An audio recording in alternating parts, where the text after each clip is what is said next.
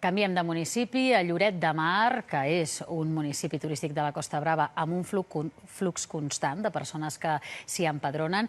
Moltes venen en família i les escoles no paren de rebre nous alumnes al llarg del curs. Els centres estan saturats i l'Ajuntament per això en vol un de nou, malgrat que el Departament d'Educació no ho considera necessari.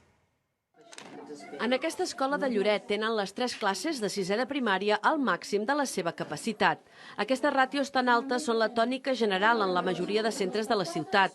És una situació que ja fa anys que arrosseguen i que denuncien i que està relacionada amb la temporalitat laboral com a municipi turístic. A aquesta problemàtica històrica s'hi ha afegit l'arribada de molts refugiats de la guerra d'Ucraïna. Són més d'un centenar d'alumnes que aquest curs s'han distribuït pels diferents centres de Lloret.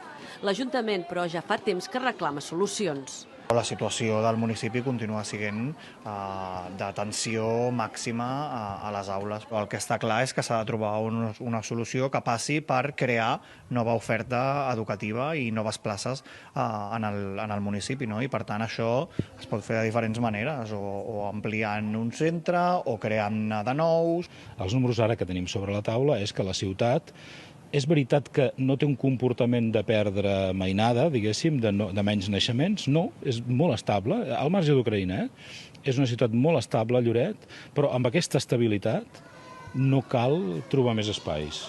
L'Ajuntament de Lloret diu que les escoles estan tan plenes que serà difícil poder acollir el nou alumnat que vagi arribant durant el curs. En canvi, des del departament asseguren que hi ha places vacants a tots els cursos per poder donar resposta a les incorporacions tardanes.